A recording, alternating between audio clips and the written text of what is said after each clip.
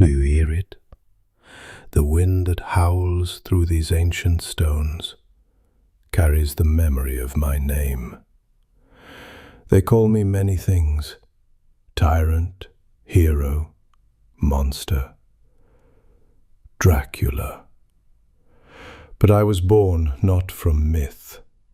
I was born in fire. And if you would know the truth, then listen. Let me tell you how a man became a legend, and how a legend became a curse. I was born in the winter of 1431, in the shadow of war. My father, Vlad Dracula, the dragon, was a knight of the Order of the Dragon, sworn to defend Christendom against the Turks. I, his son, bore his name, Dracula, the son of the dragon. But you see, dragons do not raise children. They forge them. In my youth I was taken from my home, not as a prince, but as a hostage. The Sultan of the Turks demanded obedience from Wallachia, and my father offered his sons, myself and my brother Radu, as pawns to ensure his loyalty. We were kept in the fortress of Edirne, prisoners cloaked in silk. Every lesson, every meal, every smile was a reminder that I lived at my enemy's mercy. But mercy was a luxury I learned to despise. They taught me their tongue, their customs, their weapons.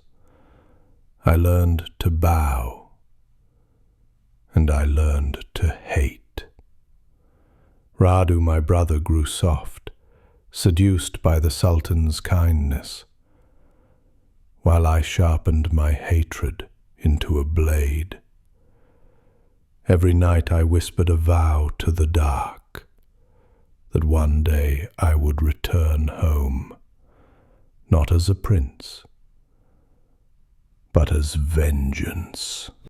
When I was 17, I returned to Wallachia to find my father betrayed, my brother Mircea buried alive, my home consumed by treachery. The boy who had left as a prisoner came back a prince without a throne. So I did what I had learned in the dungeons of the East. I waited. And when the time came, I seized power with blood and fire. Wallachia was a land torn by wolves, boyars, nobles, all feeding on the weak. They whispered that I was mad, that I ruled through fear. They were right. I invited my enemies to a feast, a banquet of reconciliation, or so they thought.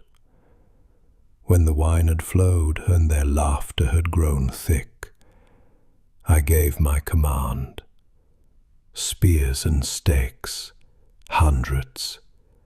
They screamed as I watched them rise into the air, their bodies twitching like broken marionettes. They called me Tepes, the Impaler, and I embraced it. Fear is the only law men truly obey. In 1462, the Sultan sent his army, a sea of soldiers, their banners blotting out the sun. They came to claim my land, but I did not wait behind my walls. No, I carried the war to them. We rode at night, my men and I, striking from the darkness, burning their camps, slaughtering their sentries. And when they advanced deeper, I left them a gift. A forest of stakes.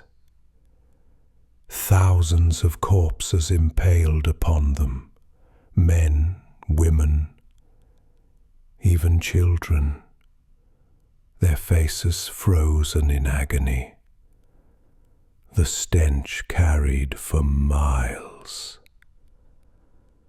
When the Sultan beheld it, he turned back. Even an empire trembles before madness. They say I was cruel, but cruelty is the language of the age, and I spoke it fluently. Yet even monsters are not safe from treachery. My own brother, Radu the Handsome, once my companion in captivity, now the Sultan's favored pet, returned at the head of an Ottoman army. The people I had protected with terror turned against me. I fled to Hungary, seeking aid from the Christian king Matthias. He smiled, took my hand, and threw me into a dungeon. 13 years I rotted in chains. 13 years to dream of vengeance, to remember the cries of the impaled, to count the names of those who betrayed me. But even iron cannot bind a dragon forever.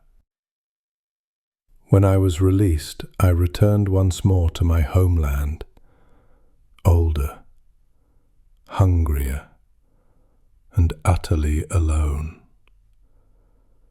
My enemies closed in, Turks to the south, Hungarians to the north, traitors within my court. I fought as I had lived, with fury. They say I fell in battle, my head severed, sent to the Sultan in a silver box. Perhaps that is true, or perhaps I refused to die. For death is a door I had already opened long ago.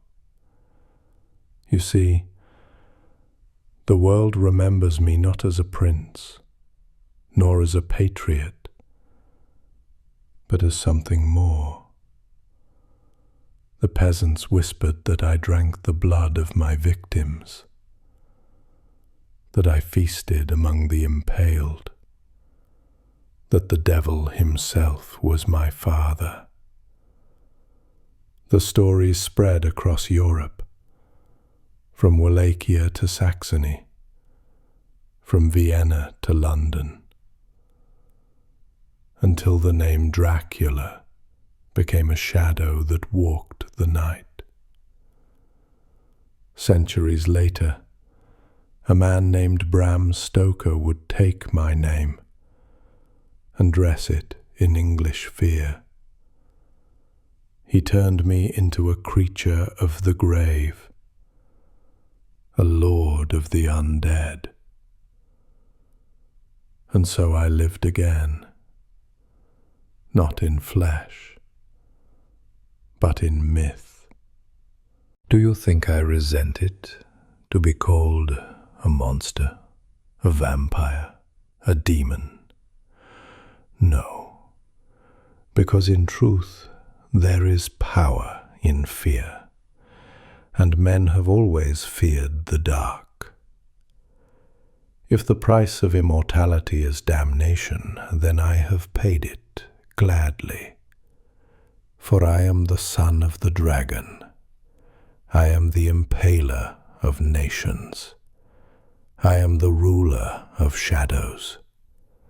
And when the moon rises red and the night hangs heavy with mist, remember this: legends do not die, they only wait. I am Vlad Dracula, and I am eternal.